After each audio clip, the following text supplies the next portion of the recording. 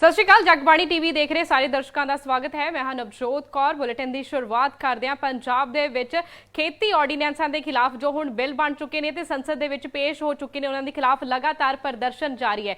ਕਿਸਾਨਾਂ ਦੇ ਵੱਲੋਂ ਜਿਹੜੇ ਮੁੱਖ ਮਾਰਗ ਨੇ ਪੰਜਾਬ ਦੇ, ਉਹ ਪੂਰੀ ਤਰ੍ਹਾਂ ਬੰਦ ਕਰ ਦਿੱਤੇ ਗਏ ਨੇ। ਪਿਛਲੇ 3 ਦਿਨਾਂ ਤੋਂ ਵੱਡਾ ਪ੍ਰਦਰਸ਼ਨ ਕਿਸਾਨਾਂ ਦੇ ਵੱਲੋਂ ਕੀਤਾ ਜਾ ਰਿਹਾ ਹੈ ਤੇ ਜੇਕਰ ਗੱਲ ਕੀਤੀ ਜਾਵੇ ਤਾਂ ਬਿਆਸ ਹਾਈਵੇ ਦੇ ਉੱਤੇ ਵੀ ਕਿਸਾਨਾਂ ਦਾ ਧਰਨਾ ਪ੍ਰਦਰਸ਼ਨ ਚੱਲ ਰਿਹਾ ਹੈ। ਇਸ ਤੋਂ ਇਲਾਵਾ ਅੰਮ੍ਰਿਤਸਰ ਜਲੰਧਰ ਰੋਡ ਵੀ ਪੂਰੀ ਤਰ੍ਹਾਂ ਜਿਹੜਾ ਠੱਪ ਕਰ ਦਿੱਤਾ ਗਿਆ। ਆਵਾਜਾਈ पूरी तरह ठप हो चुकी है। इस अलावा जी पुलिस प्रशासन है उसके वालों, जो ट्रैफिक पुलिस के वालों किसानों को पिछे हटा के आवाजाई जी अगे लंघाई जा रही है। तो पटियाला और लंबी के भी वड्डा प्रदर्शन किसानों के वालों किया जा रहा है। पटियाला के मुख्य मंत्री कैप्टन अमरिंदर सिंह के घर के बाहर प्रदर्शन किया जा रहा है। तो दूजे पासे लंबी के साबका मुख्य मंत्री सरदार प्रकाश सिंह बादल के घर के बाहर भी कल तो प्रदर्शन है जोड़ा किसानों के वालों किया जा रहा है। तो पिछले दिन तो यह प्रदर्शन जोड़ा शुरू होया ते अगले 6 दिनों तक किसानों के वालों कहा गया है कि खेती ऑर्डीनेंस जिहड़े जदों तक केंद्र सरकार उन्होंने वापस नहीं लैंदी तां धरना प्रदर्शन इसे तरह पंजाब दे विच जारी रहेगा। तां अज एक वड्डा प्रदर्शन है जिहड़ा पंजाब दे विच देखण नूं मिलिआ, क्योंकि कल संसद दे विच इन्हां 3 खेती बिलां दे विचों एक बिल जिहड़ा है लोक सभा दे विच पास हो चुकिआ। उस नूं लैके हले चाहे राज सभा दे विच उस बिल नूं पेश किया जाना हजे बाकी है, पर लोक सभा दे विच एक बिल पास किया जा चुकिआ, जिस तों बाद यह प्रदर्शन है जिहड़ा एक ਵੱਡਾ ਰੂਪ ਹੁਣ ਲੈ ਚੁੱਕਿਆ ਹੈ।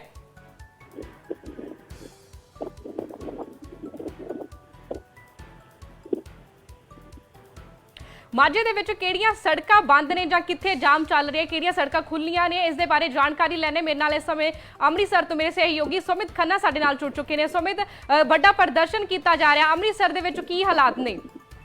ਜੀ ਬਿਲकुल, अगर माझे की धरती की गल करिए तो अमृतसर तो लैके जरा दिल्ली जरा नेशनल राष्ट्रीय राजमार्ग है उत्थे जरा ब्यास पुल के उत्ते किसानों वालों वड्डे पद्धर ते धरना लाया गया है, जिहदे नाल कि अमृतसर तो जिहड़े लोग जलंधर जाना चाहते हैं वो नहीं जा सकते, उन्होंने एक लंबे रूट का सहारा लेना पैंदा है, जिहदे करके अमृतसर तो गोइंदवाल साहब पहले जाना जाता पाया, उस तो बाद जिहड़ा है वो दूजे पासे जा रहे ने। ते दूसरा अगर तरन तारण की गल करिए तो तरन तारण हरीके पुल के उत्ते जिहड़ा है एक वड्डा जमावड़ा किसानों वालों किया गया है। ते नाल अमृतसर पठानकोट हाईवे से भी जरा गुरदासपुर के कोल एक जाम लगाया गया है, ताकि किसानों का मकसद है कि सारा पासे रोक के एक प्रदर्शन किया जाए। लेकिन वड्डी गल सामने आ रही है कि पिछले 3 दिनों तो प्रदर्शन चल रहा है। फिलहाल कई जो किसान आगू ने उन्होंने उत्ते पर्चे भी दर्ज किए गए जिन्होंने, क्योंकि कोविड-19 की उलंघना भी उन्होंने की है, लेकिन फिर भी किसान आगू और जो किसान ने उत्थे बैठे ने, उन्होंने आखना है कि वो किसी भी सूरत पिछे नहीं हटणगे, क्योंकि मकसद इस वक्त किसानों के भविख का है, किसानी के भविख का है। इस करके वो इस जगह के उत्ते प्रोटेस्ट कर रहे हैं तो आने वाले समय प्रदर्शन चलता रहेगा। लेकिन अज किसान जथेबंदियों की एक वड्डी मीटिंग जी है वो होने जा रही है, जिहदे नवी तालमेल कमेटी बनाई जाएगी। तकरीबन 2 बजे के करीब उस मीटिंग के विच वड्डा ऐलान हो सकता है किसान करते हैं, क्योंकि जिस तरीके से धरने प्रदर्शन का दौर जारी है तो उम्मीद कर सकते हैं कि जिस तरह लोकसभा के बिल पास हो चुका है तो उसके बाद किसानों का जिहड़ा प्रदर्शन है हुण होर तिखा होने की उम्मीद जताई जा रही है, क्योंकि किसानों के होर भी बड़े मसले सी जिहड़े कि राज सरकार दा सी या होर भी जिहड़ा पेंडू खेतरां की गल करिए तो किसानों के मसले अक्सर पुलिस ते प्रशासन दे नाल हुंदे ने। लेकिन हुण सारे मसले छड्ड के खेती ऑर्डीनेंस बिल जिहड़ा है जिहड़ा कि लोकसभा पास किया गया है उसके खिलाफ सारे किसान जिहड़े ने इकट्ठे हुए हैं। और खास करके अगर असीं पंजाब सूबे की गल करिए तो पंजाब दे विच सब तो ज़्यादा असर मिलता है, क्योंकि कदे झोना जिहड़ा है पंजाब से बीजा जाता है जो कि MSP के नाल रिलेटेड है।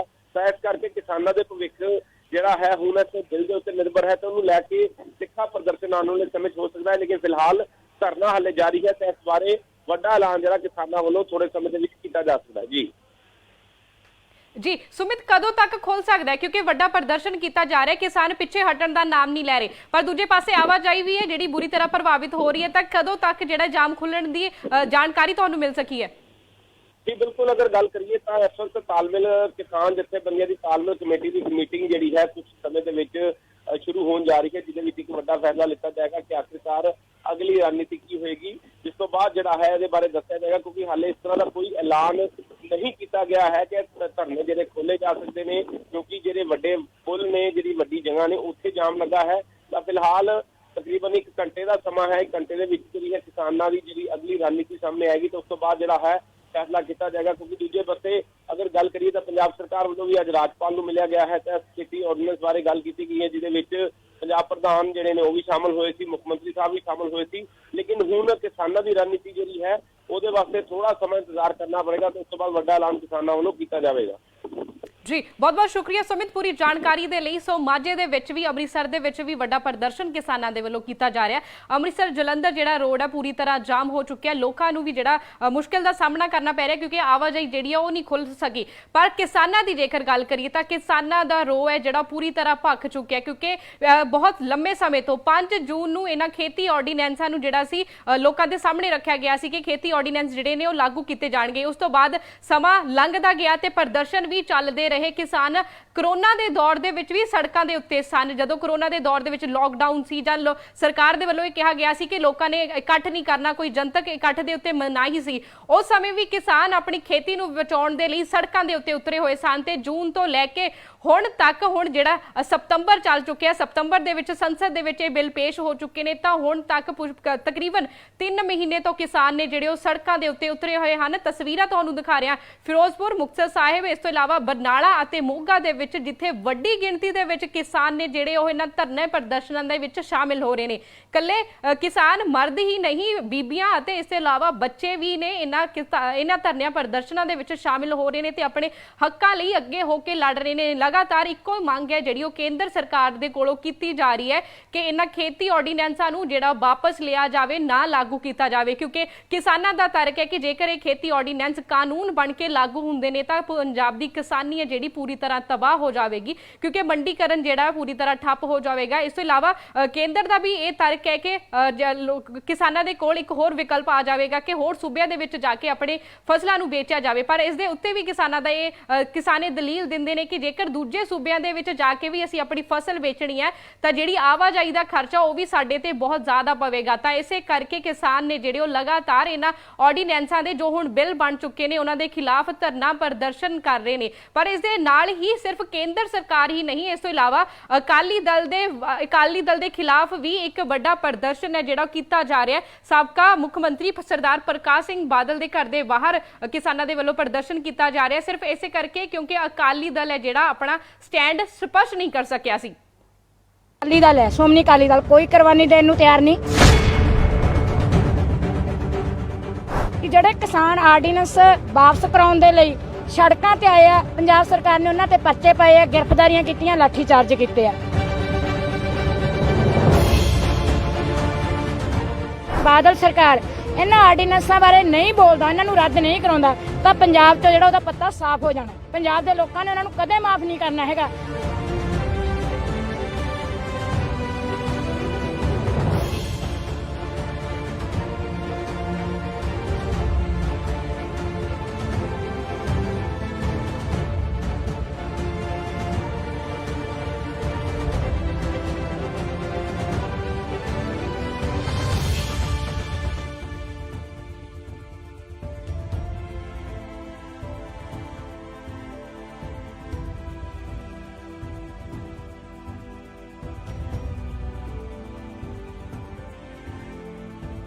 ਤੇ ਤਸਵੀਰਾਂ ਉਸ ਸਮੇਂ ਦੀਆਂ ਨੇ ਜਦੋਂ ਕਿਸਾਨ ਜਿਹੜੇ ਲੰਬੀ ਦੇ ਵਿੱਚ ਪ੍ਰਕਾਸ਼ ਸਿੰਘ ਬਾਦਲ ਦੇ ਘਰ ਵੱਲ ਵਧ ਰਹੇ ਸਨ। ਉੱਥੇ ਪੁਲਿਸ ਦੇ ਵੱਲੋਂ ਉਹਨਾਂ ਨੂੰ ਰੋਕਣ ਦੀ ਕੋਸ਼ਿਸ਼ ਵੀ ਕੀਤੀ ਗਈ। ਉਹ ਪਾਸ ਕੀਤਾ। ਇਹ ਤੋਂ ਬਿਨਾਂ ਹੋਰ ਬਹੁਤ ਸਾਰੇ ਹਮਲੇ ਹੈ ਜਿਹੜੇ ਪੰਜਾਬ ਦੇ ਔਰ ਪੂਰੇ ਮੁਲਕ ਦੇ ਕਿਰਤੀ ਲੋਕਾਂ ਤੇ ਵਿੱਢੇ ਹੋਏ ਆ। ਉਹਦੇ ਖਿਲਾਫ ਅਸੀਂ ਸਾਡੀ ਜਥੇਬੰਦੀ ਬੀਕੇਯੂ ਏਕਤਾ ਗੁਰਾਹਾਂ ਵੱਲੋਂ 2 ਥਾਈਂ ਮੋਰਚੇ ਲਾਉਣ ਦਾ ਐਲਾਨ ਕੀਤਾ ਹੋਇਆ ਸੀ। ਇੱਕ ਇਧਰ ਬਾਦਲਾਂ ਦੇ ਬਾਹਰ 'ਚ, ਦੂਜਾ ਮੋਰਚਾ ਸਾਡਾ ਪੁੱਡਾ ਗਰਾਊਂਡ ਦੇ ਵਿੱਚ ਪਟਿਆਲੇ ਦੇ ਵਿੱਚ ਆ। ਦੋਨੇ ਮੋਰਚੇ ਸਾਡੇ ਲੱਗ ਗਏ ਆ। ਇਸ ਮੋਰਚੇ ਦੇ ਵਿੱਚ ਆਉਣ ਵਾਸਤੇ ਸਾਨੂੰ ਖਾਸੀ ਜਦੋਜਹਿਦ ਕਰਨੀ ਪਈ ਹੈ। ਇਹਨਾਂ ਨੇ ਰੋਕਾਂ ਖੜੀਆਂ ਕਰੀਆਂ, ਸਾਨੂੰ ਰਾਹਾਂ ਦੇ ਵਿੱਚ ਰੋਕਿਆ, ਪਰ ਅਸੀਂ ਆਪਦੀ ਜਦੋਜਹਿਦ ਕਰਦੇ ਹੋਏ ਆਪਦੇ ਮਿਸ਼ਨ ਦੇ ਵਿੱਚ ਪੂਰੇ ਉਤਰੇ ਹਾਂ। ਤੁਹਾਡੇ ਨਾਲ ਕਿਸਾਨ ਕਿੰਨੀ ਗਿਣਤੀ ਕਿੰਨੀ ਹੈ? ਸਾਡੇ ਅੱਜ ਇੱਧਰ ਮੇਨ 4-5 ਜ਼ਿਲ੍ਹੇ ਇੱਧਰ ਲੱਗੇ ਪਏ ਨੇ, 4-5 ਜ਼ਿਲ੍ਹੇ ਉੱਧਰ ਪਟਿਆਲੇ ਵਿੱਚ ਲੱਗੇ। ਅਗਲਾ ਕੀ ਕਰੋਗੇ ਜੀ? 2 ਘੰਟੇ ਦਾ? ਅਗਲਾ ਇੱਕ ਵਾਰੀ ਸਾਡਾ 6 ਦਿਨਾਂ ਦਾ ਹੈ। ਸਾਡਾ ਪ੍ਰਸ਼ਾਸਨ ਨਾਲ ਇਹ ਫੈਸਲਾ ਹੋਇਆ ਕਿ ਅਸੀਂ ਇੱਕ ਵਾਰੀ ਸੁਖਬੀਰ ਬਾਦਲ ਦਾ ਜਿਹੜਾ ਘਰ ਹੈ ਉਹਦੇ ਮੂਹਰੇ ਜਾਣਾ, ਉੱਥੇ ਜਾ ਕੇ ਅਸੀਂ ਆਪਦਾ ਜਿਹੜਾ ਮੋਰਚਾ ਹੈਗਾ 6 ਦਿਨਾਂ ਦਾ ਉਹ ਲਾਉਣਾ ਹੈਗਾ। ਹਜੇ ਇਹਦੇ ਤੋਂ ਬਾਅਦ ਸਾਡਾ ਕੋਈ ਫੈਸਲਾ ਨਹੀਂ ਹੋਇਆ ਹੈਗਾ। ਅਸੀਂ ਉਹਦੇ ਬਾਹਰ ਮੂਹਰੇ ਆਏ ਆ, ਬਾਦਲ ਦੇ ਵਿੱਚ ਆਏ ਆ। ਇਸ ਦਿਨ ਪ੍ਰੋਪਰ ਤੌਰ ਤੇ ਧਰਨਾ ਰਹੇਗਾ? ਹਾਂਜੀ 6 ਦਿਨ ਪ੍ਰੋਪਰ ਰਹੂਗਾ ਕਿਉਂਕਿ ਸਾਡਾ ਬਾਦਲ ਪਟਿਆਲੇ ਦੇ ਵਿੱਚ ਵੀ ਪੰਜਾਬ ਸਰਕਾਰ ਦੀਆਂ ਜਿਹੜੇ ਸਾਡੇ ਨਾਲ ਵਾਅਦੇ ਕੀਤੇ ਸੀ ਕਿ ਕਰਜ਼ਾ ਕੁਰਕੀ ਖਤਮ, ਫਸਲ ਦੀ ਪੂਰੀ ਰਕਮ, ਨੌਜਵਾਨਾਂ ਨੂੰ ਰੁਜ਼ਗਾਰ, ਖੁਦਕਸ਼ੀ ਪੀੜਤ ਪਰਿਵਾਰਾਂ ਨੂੰ ਮੁਆਵਜ਼ਾ। ਕਾਂਗਰਸ ਵੀ ਕਹਿ ਰਹੀ ਸੀ ਕਿਸਾਨਾਂ ਦੇ ਨਾਲ ਖੜੀ ਹੈ, ਅਕਾਲੀ ਦਲ ਵੀ ਕਹਿੰਦੇ ਅਸੀਂ ਜੋ ਕੁਰਬਾਨੀ ਦੇਣ ਨੂੰ ਤਿਆਰ ਹੈ। ਤਾਂ ਇਹ ਤਸਵੀਰਾਂ ਤੁਹਾਨੂੰ ਲੰਬੀ ਤੋਂ ਦਿਖਾਈਆਂ, ਜਿੱਥੇ ਲੰਬੀ ਦੇ ਵਿੱਚ ਪ੍ਰਕਾਸ਼ ਸਿੰਘ ਬਾਦਲ ਦੇ ਘਰ ਦੇ ਬਾਹਰ ਪ੍ਰਦਰਸ਼ਨ ਕਿਸਾਨਾਂ ਦੇ ਵੱਲੋਂ ਕੀਤਾ ਜਾ ਰਿਹਾ। ਆਵਾਜਾਈ ਪੂਰੀ ਤਰ੍ਹਾਂ ਠੱਪ ਹੈ।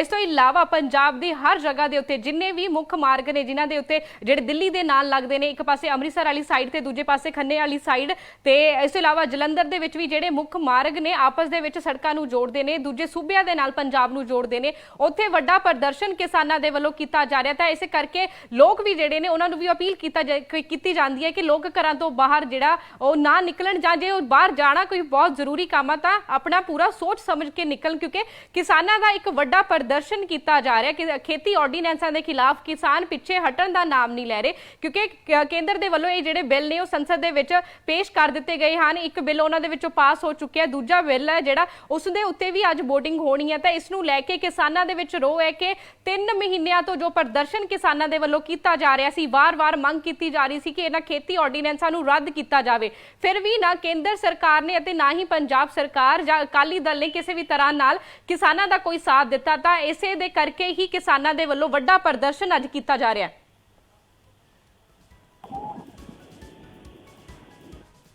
ਇਸ ਸਮੇਂ ਗੁਰਦਾਸਪੁਰ ਤੋਂ ਮੇਰੇ ਨਾਲ ਗੁਰਪ੍ਰੀਤ ਚਾਵਲਾ ਫੋਨ ਲਾਈਨ ਤੇ ਜੁੜੇ ਹੋਏ ਹਨ। ਗੁਰਪ੍ਰੀਤ, ਗੁਰਦਾਸਪੁਰ ਦੇ ਵਿੱਚ ਕੀ ਹਾਲ ਨੇ?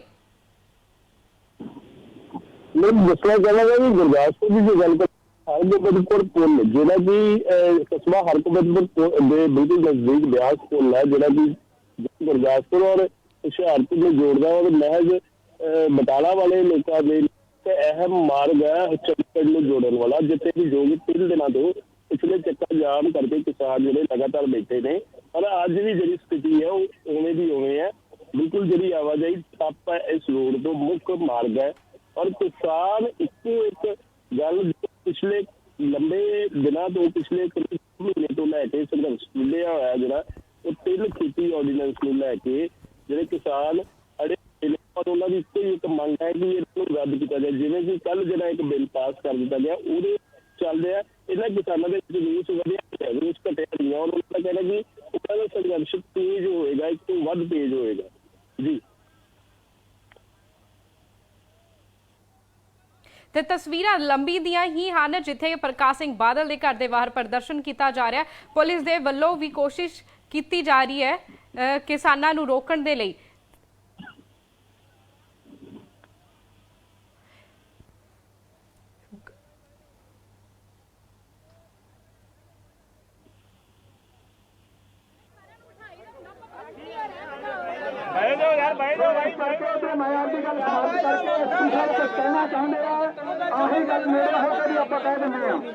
ਪਿੱਛੇ ਹਟਣ ਦਾ ਨਾਮ ਨਹੀਂ ਲੈ ਰਹੇ ਤੇ ਆਵਾਜਾਈ ਜਿਹੜੀ ਉਹ ਬਿਲਕੁਲ ਪੂਰੀ ਤਰ੍ਹਾਂ ਠੱਪ ਹੋ ਚੁੱਕੀ ਹੈ। ਤਾਂ ਕਿਸਾਨਾਂ ਦੇ ਵੱਲੋਂ ਹੁਣ ਕੀ ਉੱਥੋਂ ਮੰਗ ਕੀਤੀ ਜਾ ਰਹੀ ਹੈ?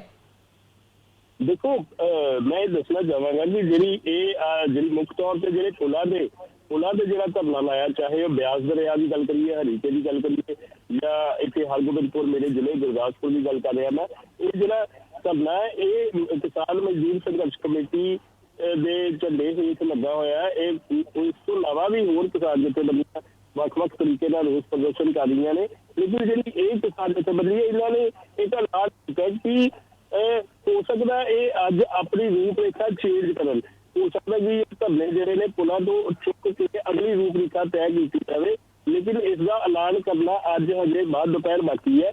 लेकिन किसानों ने यह जरूर मन बना चुके किसान और किसान आगुओं का यही कहना है कि उन्होंने संघर्ष उस दिन तक उस घड़ी तक लागू रहेगा जब तक ये बिल ने खेती ऑर्डीनेंस बिल जोड़े जिन्होंने किसान जोड़े ने एक किसान मारू का नाम दे रहे वो उदों तक रद्द नहीं होंगे।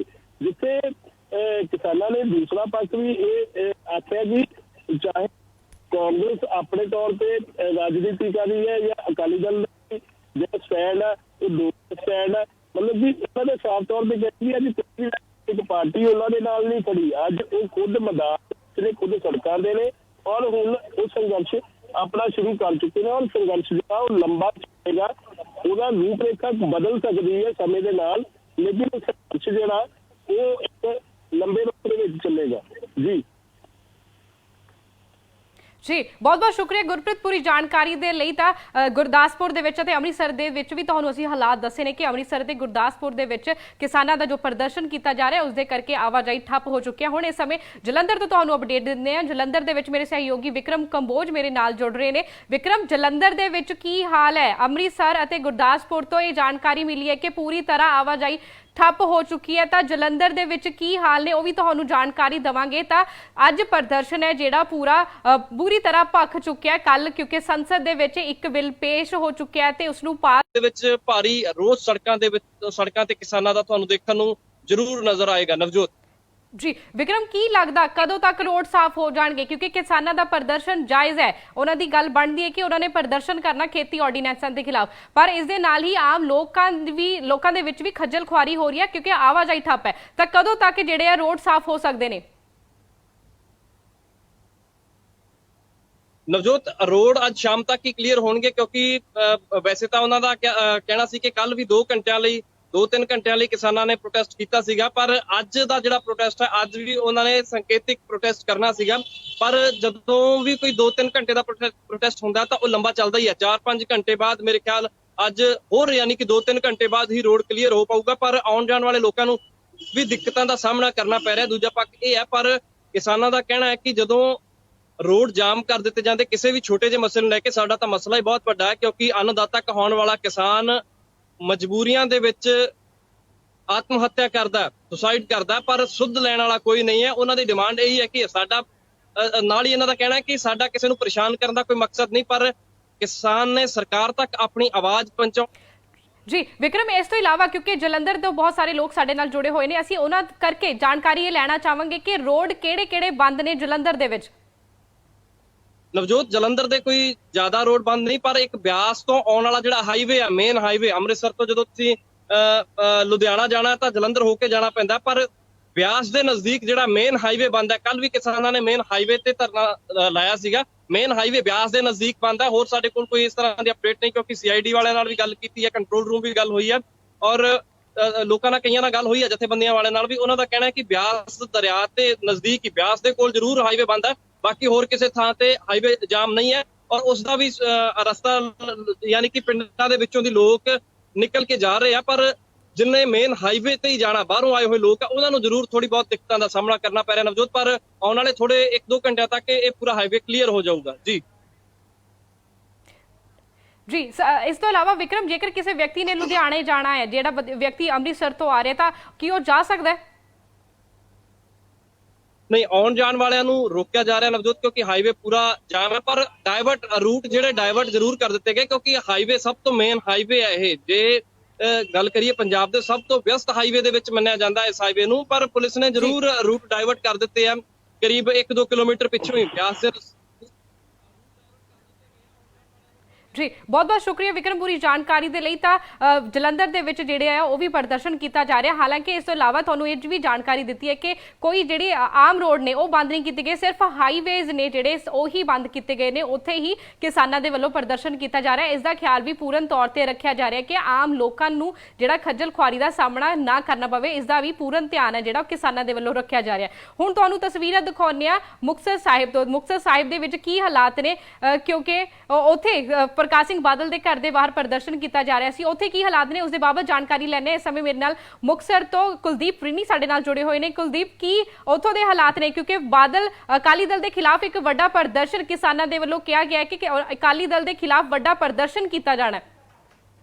ਬਿਲਕੁਲ ਭਾਰਤੀ ਕਿਸਾਨ ਯੂਨੀਅਨ ਜਿਹੜੀ ਏਕਤਾ ਉਗਰਾਹਾ ਗਰੁੱਪ ਹੈਗਾ, ਉਹਨਾਂ ਨੇ ਕੱਲ ਤੋਂ ਹੀ ਇੱਥੇ ਜਿਹੜਾ ਹੈਗਾ 20 ਸਤੰਬਰ ਤੱਕ ਜਿਹੜਾ ਮੋਰਚਾ ਜਿਹੜਾ ਹੈਗਾ ਉਹ ਲਾ ਲਿਆ ਹੈਗਾ, ਔਰ ਇਹ ਮੋਰਚਾ ਬਿਲਕੁਲ ਬਾਦਲ ਦੀ, ਜਿਹੜੇ ਮੁੱਖ ਮੰਤਰੀ ਬਾਦਲ ਰਹੇ ਨੇ ਸਾਡੇ ਪਹਿਲਾਂ, ਪ੍ਰਕਾਸ਼ ਸਿੰਘ ਬਾਦਲ ਹੋਰੀ, ਉਹਨਾਂ ਦੇ ਘਰ ਤੋਂ ਬਿਲਕੁਲ ਨੇੜੇ ਹੀ ਲਾਇਆ ਗਿਆ ਹੈਗਾ। ਜਿਹੜੀ ਰੋਡ ਬਠਿੰਡਾ ਤੋਂ ਬਾਦਲ ਆਉਂਦੀ ਹੈ, ਉਸੇ ਰੋਡ ਤੇ ਇਹ ਪੱਕਾ ਮੋਰਚਾ ਜਿਹੜਾ ਹੈਗਾ ਉਹ 20 ਸਤੰਬਰ ਤੱਕ ਕਿਸਾਨਾਂ ਵੱਲੋਂ ਲਾ ਦਿੱਤਾ ਗਿਆ। ਜੇਕਰ ਹੁਣ ਦੇ ਹਾਲਾਤਾਂ ਦੀ ਗੱਲ ਕਰੀਏ ਤਾਂ ਜੋਸ਼ ਨਾਲ ਕਿਸਾਨ ਜਿਹੜੇ ਹੈਗੇ ਨੇ ਉਹ ਜਿੱਥੇ ਧਰਨੇ ਤੇ ਡਟੇ ਹੋਏ ਨੇ, ਨਾਅਰੇਬਾਜ਼ੀ ਹੋ ਰਹੀ ਹੈਗੀ ਆ, ਉੱਥੇ ਜਿਹੜਾ ਹੈਗਾ ਕਿਸਾਨਾਂ ਦੀ ਇੱਕ ਸ਼ਿਕਾਇਤ ਹੈ ਕਿ ਰਾਤ ਨੂੰ ਉਹਨਾਂ ਦਾ ਬਿਜਲੀ ਪਾਣੀ ਦਾ ਜਿਹੜਾ ਸਿਸਟਮ ਹੈਗਾ ਉਹ ਬੰਦ ਕਰ ਦਿੱਤਾ ਗਿਆ, ਜਿਹਦੇ ਕਰਕੇ ਇੱਕ ਕਿਸਾਨ ਜਿਹੜਾ ਹੈਗਾ ਹਨੇਰੇ 'ਚ ਡਿੱਗ ਵੀ ਪਿਆ, ਜਿਨ੍ਹਾਂ ਨੂੰ ਬਠਿੰਡਾ ਰੈਫਰ ਕੀਤਾ ਗਿਆ ਹੈਗਾ। ਪਰ ਕਿਸਾਨ ਜਿਹੜੇ ਨੇ ਉਹ ਲਗਾਤਾਰ ਇਸ ਸੰਘਰਸ਼ ਦੇ ਵਿੱਚ ਜਿਹੜੇ ਉਸੇ ਤਰ੍ਹਾਂ ਡਟੇ ਹੋਏ ਨੇ, ਔਰ ਇਹ ਮੋਰਚਾ ਜਿਹੜਾ 20 ਸਤੰਬਰ ਤੱਕ ਭਾਰਤੀ ਕਿਸਾਨ ਯੂਨੀਅਨ ਏਕਤਾ ਉਗਰਾਹਾ ਦਾ ਇਹ ਕੋਠੀ ਦੇ ਸਾਹਮਣੇ ਜਾਰੀ ਰਹੇਗਾ। ਜੀ ਬਹੁਤ ਬਹੁਤ ਸ਼ੁਕਰੀਆ ਰੀਨੀ ਪੂਰੀ ਜਾਣਕਾਰੀ ਦੇ ਲਈ। ਸੋ ਮੁਕਤਸਰ ਸਾਹਿਬ ਦੇ ਵਿੱਚੋਂ ਇਹ ਤੁਹਾਨੂੰ ਦੱਸਿਆ ਕਿ ਮੁਕਤਸਰ ਸਾਹਿਬ ਦੇ ਵਿੱਚ ਕਿਉਂਕਿ ਬਾਦਲ ਪਰਿਵਾਰ ਦੇ ਖਿਲਾਫ ਕਿਸਾਨਾਂ ਦੇ ਵਿੱਚ ਵੱਡਾ ਰੋਸ ਹੈ। ਬਾਦਲ ਪਰਿਵਾਰ ਦੇ ਖਿਲਾਫ ਹੀ ਕਿਸਾਨਾਂ ਦੇ ਵੱਲੋਂ ਪ੍ਰਦਰਸ਼ਨ ਜਿਹੜਾ ਹੈ ਉਹ ਉੱਥੇ ਕੀਤਾ ਜਾ ਰਿਹਾ ਕਿਉਂਕਿ ਅਕਾਲੀ ਦਲ ਦਾ ਸਟੈਂਡ ਸੀ ਜਿਹੜਾ ਉਹ ਸਪਸ਼ਟ ਨਹੀਂ ਹੋ ਸਕਿਆ ਸੀ। ਇਸੇ ਕਰਕੇ ਸਭ ਤੋਂ ਵੱਡਾ ਰੋਸ ਹੈ ਜਿਹੜਾ ਉਹ ਅਕਾਲੀ ਦਲ ਨੂੰ ਹੀ ਉਹਦਾ ਸਾਹਮਣਾ ਕਰਨਾ ਪੈ ਰਿਹਾ ਹੈ।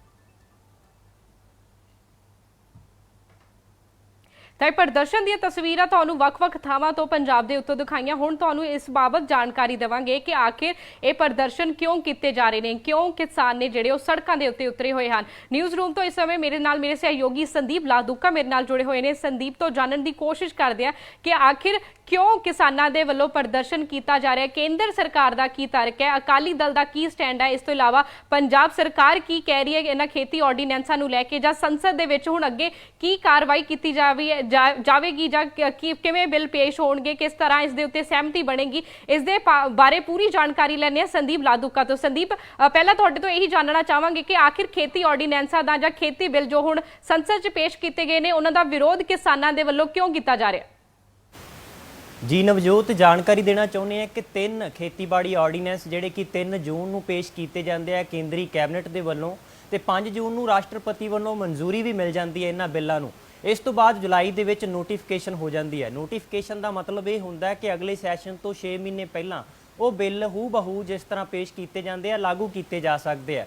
ਪਰ ਜੇ ਅਸੀਂ ਗੱਲ ਕਰੀਏ ਮੌਨਸੂਨ ਸੈਸ਼ਨ ਦੇ ਇਸ ਪਹਿਲੇ ਸੈਸ਼ਨ ਦੀ, ਤਾਂ ਪਹਿਲੇ ਦਿਨ ਦੇ ਵਿੱਚ ਇਹ ਬਿੱਲ ਟੇਬਲ ਕੀਤੇ ਗਏ ਔਰ ਬੀਤੇ ਦਿਨ ਇੱਕ ਬਿੱਲ ਆ ਜਿਹੜਾ ਇਹਨਾਂ ਦੇ ਵਿੱਚੋਂ ਮੈਂ 3 ਬਿੱਲਾਂ ਦੇ ਜੇ ਜ਼ਿਕਰ ਕਰਾਂ ਤੇ ਸਭ ਤੋਂ ਪਹਿਲਾਂ ਜ਼ਰੂਰੀ ਵਸਤਾਂ ਬਾਰੇ ਕਾਨੂੰਨ ਹੈ 1955 ਜਿਹੜਾ ਕਿ 65 ਸਾਲ ਪੁਰਾਣਾ ਕਾਨੂੰਨ ਹੈ। ਇਸ ਦੇ ਵਿੱਚ ਵਸਤਾਂ ਦੇ ਭੰਡਾਰੀਕਰਨ ਯਾਨੀ ਕਿ ਕਿੰਨਾ ਭੰਡਾਰ ਕੀਤਾ ਜਾ ਸਕਦਾ, ਕਿੰਨਾ ਨਹੀਂ ਕੀਤਾ ਜਾ ਸਕਦਾ, ਇਸ ਨੂੰ ਤੈਅ ਕਰਦਾ ਹੈ ਬਿੱਲ। ਇਸ ਨੂੰ ਪੇਸ਼ ਕੀਤਾ ਗਿਆ ਤੇ ਕੱਲ ਹੈ ਜਿਹੜੀ ਇੱਕ ਵਰਬਲੀ ਸਪੀਕਰ ਦੇ ਵੱਲੋਂ ਲੋਕ ਸਭਾ ਦੇ ਸਪੀਕਰ ਜਿਹੜੇ ਕਿ ਇਸ ਵੇਲੇ ਸ਼੍ਰੀ ਓਮ ਬਿਰਲਾ ਨੇ, ਉਹਨਾਂ ਦੇ ਵੱਲੋਂ ਵਿਰੋਧੀ ਪਾਰਟੀਆਂ ਨੂੰ ਵੀ ਇੱਕ ਟਾਈਮ ਦਿੱਤਾ ਜਾਂਦਾ, ਸਮਾਂ ਦਿੱਤਾ ਜਾਂਦਾ ਹੈ ਜਾਂ ਸਾਰੇ ਲੋਕ ਸਭਾ ਮੈਂਬਰਾਂ ਨੂੰ ਇੱਕ ਸਮਾਂ ਦਿੱਤਾ ਜਾਂਦਾ ਹੈ ਕਿ ਉਹ ਵਿਰੋਧ ਵਿੱਚ ਵੀ ਵੋਟ ਕਰ ਸਕਦੇ ਆ ਬੋਲ ਕੇ ਔਰ ਉਸ ਦੇ ਪੱਖ ਵਿੱਚ ਵੀ ਕਰ ਸਕਦੇ ਆ। ਉਸ ਦੇ ਵਿੱਚ ਆਮ ਆਦਮੀ ਪਾਰਟੀ ਦੇ ਸਾਂਸਦ ਨੇ ਭਗਵੰਤ ਮਾਨ, ਉਹਨਾਂ ਨੇ ਵੀ ਵਿਰੋਧ ਵਿੱਚ ਵੋਟਿੰਗ ਕੀਤੀ ਤੇ ਸੁਖਬੀਰ ਬਾਦਲ ਬਾਰੇ ਵੀ ਇਹ ਜਦੋਂ ਉਹਨਾਂ ਦਾ ਬਿਆਨ ਆਉਂਦਾ ਤੇ ਉਹਨਾਂ ਨੇ ਵੀ ਕਿਹਾ ਕਿ ਅਸੀਂ ਵਰਬਲੀ ਆ ਜਿਹੜੇ ਇਸ ਦੇ ਵਿਰੋਧ ਵਿੱਚ ਵੋਟ ਕੀਤੀ ਹੈ। ਪਰ ਸਭ ਤੋਂ ਜ਼ਰੂਰੀ ਗੱਲ ਇੱਥੇ ਇਹ ਹੈ ਕਿ ਜਦੋਂ ਖੇਤੀਬਾੜੀ ਦੇ 2 ਨਵੇਂ ਹੋਰ ਆਰਡੀਨੈਂਸ ਨੇ ਜਿਹੜੇ, ਇੱਕ ਤਾਂ ਖੇਤੀਬਾੜੀ ਬਾਰੇ ਹੋ ਗਿਆ ਕਿ 1955 ਦਾ ਐਕਟ ਹੈ ਜ਼ਰੂਰੀ ਵਸਤਾਂ ਬਾਰੇ ਸੋਧ ਬਿੱਲ, ਉਸ ਦੇ ਉੱਤੇ ਕੱਲ ਹੈ ਜਿਹੜੀ ਚਰਚਾ ਹੋਈ। ਪਰ 2 ਜਿਹੜੇ ਮੇਨ ਬਿੱਲ ਹੈ ਜਿਸ ਨੇ ਤੈਅ ਕਰਨਾ ਹੈ ਕਿ ਖੇਤੀਬਾੜੀ ਆਰਡੀਨੈਂਸ ਦੇ ਨਾਲ ਆਉਣ ਦੇ ਨਾਲ ਕੀ ਫਰਕ ਪਵੇਗਾ ਇਸ ਦੇ ਉੱਤੇ, ਉਹ 2 ਬਿੱਲ ਨੇ। ਖੇਤੀ ਦਾ ਇੱਕ ਹੈਗਾ ਕਿਸਾਨੀ ਉਪਜ ਵਪਾਰ ਤੇ ਵਣਜ ਆਰਡੀਨੈਂਸ 2020, ਇੱਕ ਹੈਗਾ ਕਿਸਾਨੀ ਕੀਮਤ ਗਰੰਟੀ ਤੇ ਖੇਤੀ ਸੇਵਾਵਾਂ ਆਰਡੀਨੈਂਸ 2020। ਇਹ 2 ਬਿੱਲ ਅੱਜ ਪੇਸ਼ ਹੋਣ ਜਾ ਰਹੇ ਆ। ਜਿਸ ਵਕਤ ਅਸੀਂ ਗੱਲ ਕਰ ਰਹੇ ਹਾਂ ਇਸ ਵਕਤ ਵੀ ਇਸ ਦੇ ਉੱਤੇ ਹੋ ਸਕਦਾ ਚਰਚਾ ਹੋ ਰਹੀ ਹੋਵੇ, ਲੋਕ ਸਭਾ ਦੇ ਅੰਦਰ ਇਸ ਦੇ ਉੱਤੇ ਚਰਚਾ ਹੋਣੀ ਹੈ ਔਰ VOTING ਵੀ ਹੋ ਸਕਦੀ ਹੈ। ਇਸ ਦੇ ਉੱਤੇ ਪਹਿਲਾਂ ਬਹਿਸ ਹੋਵੇਗੀ, ਬਹਿਸ ਦੇ ਵਿੱਚ ਵਿਰੋਧੀ ਧਿਰ ਖਾਸ ਕਰਕੇ ਕਾਂਗਰਸ ਵੱਲੋਂ ਇਸ ਦਾ ਵਿਰੋਧ ਕੀਤਾ ਜਾ ਰਿਹਾ ਤੇ ਆਮ ਆਦਮੀ ਪਾਰਟੀ ਦੇ ਵੱਲੋਂ ਉਹਨਾਂ ਨੂੰ ਵੀ ਸਮਾਂ ਦਿੱਤਾ ਜਾਣਾ ਹੈ, ਉਹ ਇਸ ਦੇ ਵਿਰੋਧ ਵਿੱਚ ਕੀ ਕਹਿੰਦੇ ਆ, ਇਹ ਸਾਰੀ ਬਹਿਸ ਹੋਣੀ ਹੈ। ਇਸ ਤੋਂ ਬਾਅਦ ਲੋਕ ਸਭਾ ਦੇ ਮੈਂਬਰ ਹੁੰਦੇ ਆ ਜਾਂ ਰਾਜ ਸਭਾ ਦੇ ਮੈਂਬਰ, ਉਹਨਾਂ ਨੂੰ VOTING ਦੇ ਲਈ ਜਦੋਂ ਟਾਈਮ ਦਿੱਤਾ ਜਾਂਦਾ, ਸਮਾਂ ਦਿੱਤਾ ਜਾਂਦਾ ਤਾਂ 3 ਬਟਨ ਉਹਨਾਂ ਦੇ ਸਾਹਮਣੇ ਹੁੰਦੇ ਆ ਕਿਸੇ ਵੀ ਆਰਡੀਨੈਂਸ ਨੂੰ ਕਾਨੂੰਨ ਦਾ ਰੂਪ ਦੇਣ ਲਈ। ਉਸ ਦੇ ਵਿੱਚ ਇੱਕ ਹਰਾ ਬਟਨ ਹੁੰਦਾ, ਇੱਕ ਲਾਲ ਬਟਨ ਹੁੰਦਾ ਤੇ ਇੱਕ ਪੀਲਾ ਬਟਨ ਹੁੰਦਾ। ਜਿਹੜੇ ਲੋਕ ਸਭਾ ਮੈਂਬਰ ਨੇ ਹਰਾ ਬਟਨ ਦਬਾਉਣਾ ਹੈ, ਇਸ ਦਾ ਮਤਲਬ ਕਿ ਉਹ ਆਰਡੀਨੈਂਸ ਦੇ ਹੱਕ ਦੇ ਵਿੱਚ ਵੋਟ ਆਪਣੀ ਭੁਗਤ ਰਿਹਾ। ਜਿਹੜਾ ਲਾਲ ਬਟਨ ਦਬਾਏਗਾ ਇਸ ਦਾ ਮਤਲਬ ਇਹ ਹੈ ਕਿ ਉਸਨੇ ਆਰਡੀਨੈਂਸ ਦੇ ਖਿਲਾਫ ਵੋਟ ਭੁਗਤੀ ਹੈ। ਔਰ ਜਿਹੜਾ ਬਟਨ ਹੈ ਪੀਲੇ ਰੰਗ ਦੇ ਬਟਨ ਨੂੰ ਦਬਾਏਗਾ ਲੋਕ ਸਭਾ ਦਾ ਮੈਂਬਰ, ਤਾਂ ਇਸ ਦਾ ਮਤਲਬ ਇਹ ਹੋਏਗਾ ਕਿ ਨਾ ਉਹ ਪੱਖ ਵਿੱਚ ਭੁਗਤ ਰਿਹਾ ਨਾ ਵਿਰੋਧ ਵਿੱਚ, ਉਹ ਆਪਣੀ ਵੋਟ ਹੈ ਜਿਵੇਂ ਆਪਾਂ ਨੂੰ ਨੋਟਾ ਦਾ ਬਟਨ ਦਾ ਅਧਿਕਾਰ ਆਮ ਲੋਕਾਂ ਨੂੰ ਦਿੱਤਾ ਜਾਂਦਾ ਨਾ, ਇਸੇ ਤਰ੍ਹਾਂ ਪੀਲੇ ਬਟਨ ਦੀ ਉੱਥੇ ਅਹਿਮੀਅਤ ਹੁੰਦੀ ਹੈ। ਉਸ ਨੂੰ ਲੋਕ ਸਭਾ ਦੀ ਭਾਸ਼ਾ ਵਿੱਚ, ਸੰਸਦ ਦੀ ਭਾਸ਼ਾ ਦੇ ਵਿੱਚ ਡਿਵੀਜ਼ਨ ਕਿਹਾ ਜਾਂਦਾ। ਉਹ ਅਜੇ ਹੋਣੀ ਬਾਕੀ ਹੈ। ਉੱਥੋਂ ਹੀ ਤੈਅ ਹੋਵੇਗਾ ਕਿ ਕਿਹੜੀ ਪਾਰਟੀ ਜਾਂ ਸ਼੍ਰੋਮਣੀ ਅਕਾਲੀ ਦਲ ਦਾ ਖਾਸ ਤੌਰ ਤੇ ਪੰਜਾਬ ਦੇ ਵਿੱਚ ਸਵਾਲਾਂ ਦੇ ਘੇਰੇ ਵਿੱਚ ਹੈ, ਉੱਥੋਂ ਹੀ ਪਤਾ ਲੱਗੇਗਾ ਕਿ ਉਹ ਕਿਹੜੇ ਹੱਕ ਵਿੱਚ ਭੁਗਦੇ ਆ, ਵਿਰੋਧ ਵਿੱਚ ਵੋਟ ਕਰਦੇ ਆ ਜਾਂ ਪੱਖ ਵਿੱਚ ਕਰਦੇ ਆ। ਇਹਨਾਂ ਆਰਡੀਨੈਂਸਾਂ ਦੇ ਆਉਣ ਦੇ ਨਾਲ ਕਿਸਾਨ ਹੈ, ਜਿਵੇਂ ਤੁਸੀਂ ਸਵਾਲ ਕੀਤਾ ਕਿ ਪੂਰੀਆਂ ਸੜਕਾਂ ਨੇ ਜਾਮ ਕੀਤੀਆਂ ਹੋਈਆਂ, ਪੰਜਾਬ ਦੇ ਵਿੱਚ ਵੀ ਇਸੇ ਤਰ੍ਹਾਂ ਹਰਿਆਣਾ ਦੇ ਵਿੱਚ ਵੀ ਪ੍ਰਦਰਸ਼ਨ ਵੇਖਣ ਨੂੰ ਮਿਲੇ। ਇੱਥੋਂ ਤੱਕ ਕਿ ਸਭ ਤੋਂ ਵੱਡਾ ਸੂਬਾ ਉੱਤਰ ਪ੍ਰਦੇਸ਼ ਹੈ ਦੇਸ਼ ਦਾ, ਸਾਡੇ ਭਾਰਤ ਦਾ, ਉੱਥੇ ਵੀ ਵਿਰੋਧ ਲਗਾਤਾਰ ਜਾਰੀ ਹੈ। ਪਰ ਕੇਂਦਰ ਦੀ ਸਰਕਾਰ ਵੱਲੋਂ ਜਦੋਂ ਸੰਸਦ ਦੇ ਵਿੱਚ ਇਸ ਦੇ ਉੱਤੇ VOTING ਹੋਣੀ ਹੈ, ਬਹਿਸ ਕਰਵਾਈ ਜਾਣੀ ਹੈ, ਉੱਥੋਂ ਹੀ ਤੈਅ ਹੋਣਾ ਹੈ ਕਿ ਕਾਨੂੰਨ ਦਾ ਰੂਪ ਲੈਣਗੇ ਜਾਂ ਨਹੀਂ ਲੈਣਗੇ। ਉੱਥੋਂ ਹੀ ਇਸ ਦਾ ਤੈਅ ਹੋ ਜਾਣਾ ਕਿ ਖੇਤੀਬਾੜੀ ਨਿੱਜੀ ਕਰਨ ਵਾਲੇ ਪਾਸੇ ਜਾਵੇਗੀ ਜਾਂ ਜਿਸ ਤਰ੍ਹਾਂ ਹੁਣ ਚੱਲ ਰਹੀ ਹੈ ਸਰਕਾਰੀ ਮੰਡੀਆਂ ਦੇ ਵਿੱਚ ਸਰਕਾਰੀ ਖਰੀਦ ਹੋ ਰਹੀ ਹੈ ਕਿ ਉਸੇ ਤਰ੍ਹਾਂ ਚੱਲਦੀ ਰਹੇਗੀ। ਇਸ ਕਰਕੇ ਇਹ ਬਿੱਲ ਬੜੇ ਅਹਿਮ ਨੇ ਪੂਰੇ ਦੇਸ਼ ਦੇ ਲਈ। ਇਸ ਦੇ ਨਾਲ ਇਕੱਲੇ ਖੇਤੀਬਾੜੀ ਸੈਕਟਰ ਉੱਤੇ ਨਹੀਂ, ਪੂਰੇ ਹੋਰਨਾਂ ਵਰਗਾਂ ਦੇ ਉੱਤੇ ਵੀ ਅਸਰ ਦੇਖਣ ਨੂੰ ਮਿਲ ਸਕਦਾ ਹੈ। ਜੀ ਨਵਜੋਤ।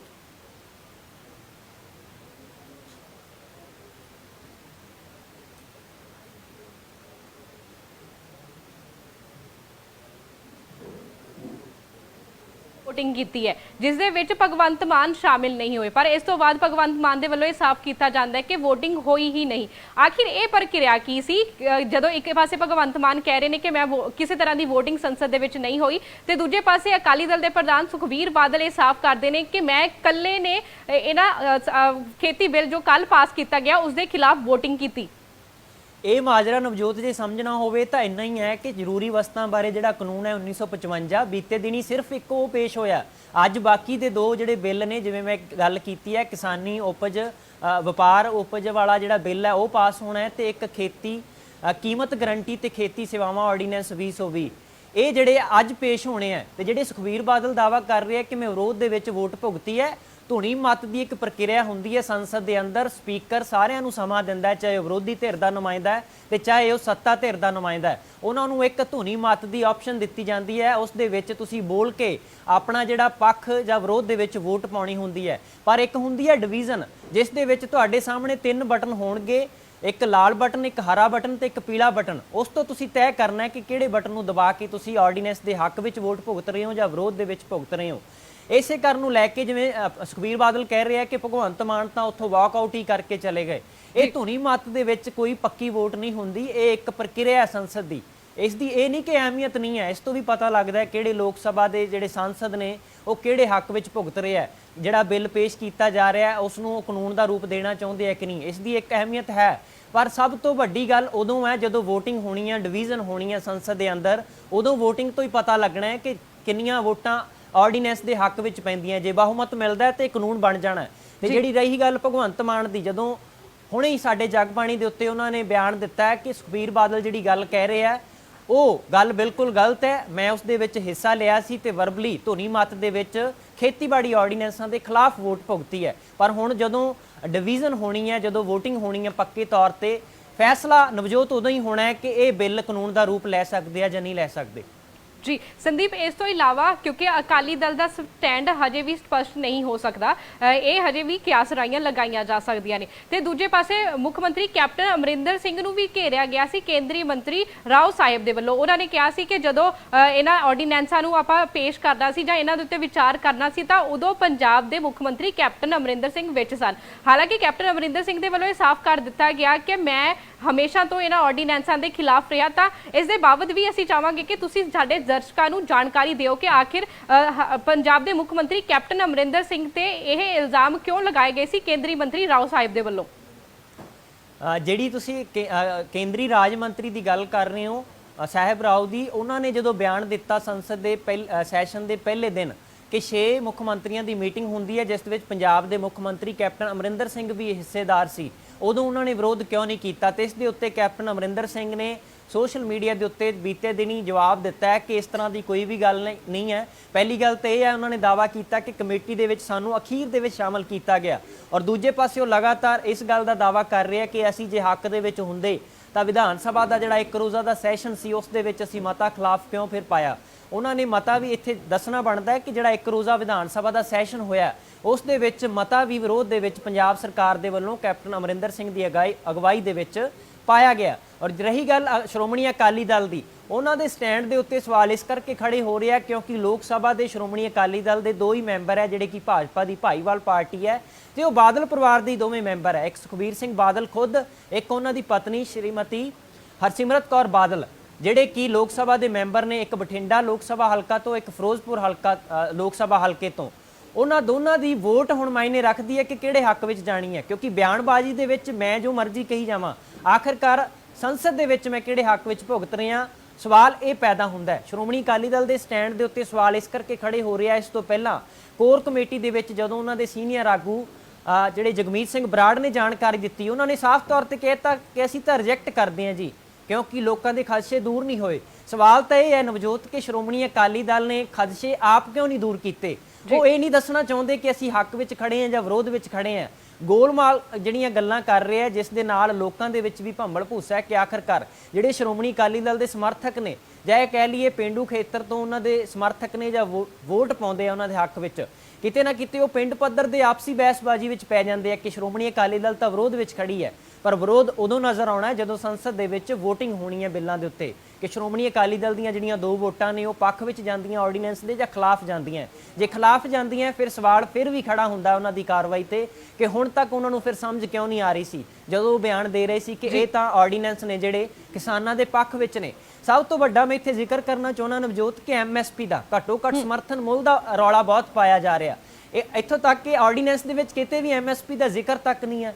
MSP ਦਾ ਜ਼ਿਕਰ ਇਸ ਕਰਕੇ ਨਹੀਂ ਹੈ ਕਿਉਂਕਿ MSP ਕੋਈ ਕਾਨੂੰਨ ਨਹੀਂ ਹੈ, ਇਹ ਨਿਯਮ ਜ਼ਰੂਰ ਹੈ। ਘੱਟੋ ਘੱਟ ਸਮਰਥਨ ਮੁੱਲ ਆ ਜਿਹੜਾ 23 ਫਸਲਾਂ ਦੇ ਉੱਤੇ ਤੈਅ ਕੀਤਾ ਗਿਆ, ਪਰ ਉਹਨਾਂ ਦੇ ਵਿੱਚੋਂ ਸਿਰਫ ਝੋਨੇ ਤੇ ਕਣਕ ਦੇ ਉੱਤੇ ਹੀ ਘੱਟੋ ਘੱਟ ਸਮਰਥਨ ਮੁੱਲ ਮਿਲ ਰਿਹਾ, ਜਿਸ ਤੋਂ ਕਿਸਾਨ ਉਹ ਵੀ ਸੰਤੁਸ਼ਟ ਨਹੀਂ। ਉਹਨਾਂ ਦਾ ਲਾਗਤ ਮੁੱਲ ਜ਼ਿਆਦਾ ਹੈ ਪਰ ਜਿਹੜਾ ਮੁੱਲ ਮਿਲ ਰਿਹਾ, ਕੀਮਤ ਮਿਲ ਰਹੀ ਹੈ, ਉਹ ਬਹੁਤ ਘੱਟ ਹੈ। ਕਿਸਾਨ ਇਹ ਵੀ ਸਵਾਲ ਕਰਦੇ ਆ। ਪਰ ਸਵਾਲ ਹੁਣ ਇਹ ਪੈਦਾ ਹੁੰਦਾ ਕਿ MSP ਦਾ ਰੌਲਾ ਨਹੀਂ ਹੈ, ਜਿਹੜੀਆਂ ਸਰਕਾਰੀ ਮੰਡੀਆਂ ਦੇ ਵਿੱਚ ਖਰੀਦ ਕੀਤੀ ਜਾਂਦੀ ਸੀ, ਰੌਲਾ ਇਸ ਗੱਲ ਦਾ। MSP ਤਾਂ ਭਾਵੇਂ ਜ਼ਿਆਦਾ ਤੈਅ ਕਰ ਦਿੱਤਾ ਜਾਵੇ ਪਰ ਜਦੋਂ ਮਿਲਣਾ ਹੀ ਨਹੀਂ ਫਿਰ MSP ਦਾ ਕੋਈ ਉਹਦੇ ਆਧਾਰ ਨਹੀਂ ਰਹਿ ਜਾਂਦਾ। ਇਸ ਕਰਕੇ ਕਿਸਾਨਾਂ ਦੇ ਵਿੱਚ ਇਹ ਖਦਸ਼ੇ ਨੇ, ਉਹਨਾਂ ਦੇ ਸਵਾਲ ਹੈ ਕਿ ਸਾਡੀ ਸਰਕਾਰੀ ਖਰੀਦ ਬੰਦ ਨਹੀਂ ਹੋਣੀ ਚਾਹੀਦੀ। ਘੱਟੋ ਘੱਟ ਜਿਹੜੇ ਸਮਰਥਨ ਮੁੱਲ ਮਿਲ ਰਹੇ ਆ ਉਹਨਾਂ ਨੂੰ ਕਣਕ ਤੇ ਝੋਨੇ ਤੇ ਮੱਕੀ ਦਾ, ਜਿਵੇਂ ਉਦਾਹਰਨ ਵਜੋਂ ਸੁਖਬੀਰ ਸਿੰਘ ਬਾਦਲ ਨੇ ਵੀ ਇੱਥੋਂ ਤੱਕ ਦਾਅਵਾ ਕੀਤਾ ਸੀ ਕਿ ਪੰਜਾਬ ਸਰਕਾਰ 1800 ਤੋਂ ਵੱਧ ਜਿਹੜਾ ਘੱਟੋ ਘੱਟ ਸਮਰਥਨ ਮੁੱਲ ਆ ਮੱਕੀ ਦਾ, ਫਿਰ ਉਹ 500 600 ਦੇ ਮੁੱਲ ਤੇ ਕਿਉਂ ਵਿਕ ਰਹੀ ਹੈ। ਇਹ ਸੁਖਬੀਰ ਸਿੰਘ ਬਾਦਲ ਨੇ ਖੁਦ ਸਵਾਲ ਕੀਤੇ ਆ ਕੈਪਟਨ ਅਮਰਿੰਦਰ ਸਿੰਘ ਦੀ ਸਰਕਾਰ ਨੂੰ। ਇਸ ਕਰਕੇ ਘੱਟੋ ਘੱਟ ਸਮਰਥਨ ਮੁੱਲ ਜਾਂ ਸਰਕਾਰੀ ਖਰੀਦ ਦਾ ਵੱਡਾ ਸਵਾਲ ਹੈ। ਕਿਸਾਨਾਂ ਨੂੰ ਇਹ ਖਦਸ਼ਾ ਹੈ ਕਿ ਜਿਹੜੀ ਉਹਨਾਂ ਦੀ ਖੇਤੀ ਹੈ, 2-2.5 ਏਕੜ ਵਾਲੇ ਕਿਸਾਨ 86% ਹੈ ਪੰਜਾਬ ਦੇ ਵਿੱਚ, ਜੇ ਉਹਨਾਂ ਨੂੰ ਆਪਣੀ ਖੇਤੀ ਦੀ ਜਾਂ ਆਪਣੀ ਫਸਲ ਆ ਜਿਹੜੀ ਸਰਕਾਰੀ ਮੰਡੀ ਦੇ ਵਿੱਚੋਂ ਨਹੀਂ ਵੇਚ ਸਕਦੇ ਤਾਂ ਫਿਰ ਉਹਨਾਂ ਦੀ ਜਦੋਂ ਨਿੱਜੀਕਰਨ ਵਾਲੇ ਸੈਕਟਰ ਵਾਲੇ ਬੰਦੇ ਖਰੀਦਣ ਆਉਣਗੇ ਤਾਂ ਆਪਣੀ ਮਰਜ਼ੀ ਦਾ ਮੁੱਲ ਤੈਅ ਕਰਨਗੇ। ਤਾਂ ਇਸ ਕਰਕੇ ਕਿਸਾਨਾਂ ਦੇ ਵਿੱਚ ਖਦਸ਼ਾ ਹੈ, ਉਹਨਾਂ ਨੂੰ ਇਸ ਗੱਲ ਦਾ ਡਰ ਹੈ ਕਿ ਜਿਹੜੀ ਸਰਕਾਰੀ ਖਰੀਦ ਹੋ ਰਹੀ ਹੈ ਕਿਤੇ ਨਾ ਕਿਤੇ ਉਹ ਬੰਦ ਨਾ ਹੋ ਜਾਵੇ। ਇਸ ਕਰਕੇ ਕਿਸਾਨ ਸੜਕਾਂ ਤੇ ਉਤਰੇ ਹੋਏ ਨੇ। ਤੇ ਰਹੀ ਗੱਲ ਜਿਹੜੇ ਸੜਕਾਂ ਜਾਮ ਕੀਤੀਆਂ ਗਈਆਂ ਨੇ, ਸੜਕਾਂ ਕੱਲੀਆਂ ਪੰਜਾਬ ਵਿੱਚ ਹੀ ਜਾਮ ਨਹੀਂ ਕੀਤੀਆਂ ਗਈਆਂ, ਸੰਸਦ ਦੇ ਬਾਹਰ ਵੀ ਕਿਸਾਨ ਪੁੱਜੇ ਆ, ਪੰਜਾਬ ਤੋਂ, ਹਰਿਆਣੇ ਤੋਂ, ਉੱਤਰ ਪ੍ਰਦੇਸ਼ ਤੋਂ, ਇਸੇ ਤਰ੍ਹਾਂ ਹੋਰਨਾਂ ਸੂਬਿਆਂ ਤੋਂ ਵੀ ਕਿਸਾਨ ਉੱਥੇ ਪੁੱਜੇ ਹੋਏ ਆ ਇਸ ਦਾ ਵਿਰੋਧ ਕਰਨ ਦੇ ਲਈ। ਸੰਦੀਪ, ਆਖਰੀ ਤੇ ਅਹਿਮ ਸਵਾਲ ਤੁਹਾਡੇ ਤੋਂ ਮੇਰਾ ਇਹੀ ਹੈ, ਕਿਉਂਕਿ ਇੱਕ ਬਿੱਲ ਪਾਸ ਹੋ ਚੁੱਕਿਆ ਹੈ, ਦੂਜੇ 2 ਬਿੱਲ ਅੱਜ ਪੇਸ਼ ਹੋਣੇ ਨੇ।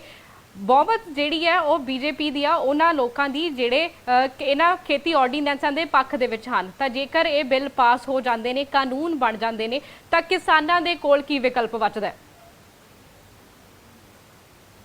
ਨਵਜੋਤ, ਮੈਨੂੰ ਸਵਾਲ ਆਪਣਾ ਜਿਹੜਾ ਰਿਪੀਟ ਕਰਿਓ, ਮੈਂ ਸਮਝ ਨਹੀਂ ਪਾਇਆ ਜੀ। ਮੈਂ ਸਵਾਲ ਤੁਹਾਨੂੰ ਦੁਹਰਾ ਦਿੰਦੀ ਹਾਂ। ਸਵਾਲ ਮੇਰਾ ਇਹੀ ਸੀ ਕਿ ਇਹ ਵੀ ਹੋ ਸਕਦਾ ਹੈ ਕਿ ਦੋਨੋਂ ਜਿਹੜੇ ਬਿੱਲ ਨੇ ਉਹ ਪਾਸ ਹੋ ਜਾਣ ਤੇ ਉਸ ਤੋਂ ਬਾਅਦ ਇਹਨਾਂ ਨੂੰ ਕਾਨੂੰਨ ਬਣਾ ਦਿੱਤਾ ਜਾਵੇ, ਤਾਂ ਕਿਸਾਨਾਂ ਦੇ ਕੋਲ ਆਖਰੀ ਵਿਕਲਪ ਕੀ ਬਚਦਾ ਹੈ, ਜਾਂ ਵਿਕਲਪ ਬਚਦਾ ਵੀ ਹੈ ਜਾਂ ਨਹੀਂ, ਕਿ ਉਹ ਇਹਨਾਂ ਖੇਤੀ ਆਰਡੀਨੈਂਸਾਂ ਦਾ ਵਿਰੋਧ ਕਰ ਸਕਣ?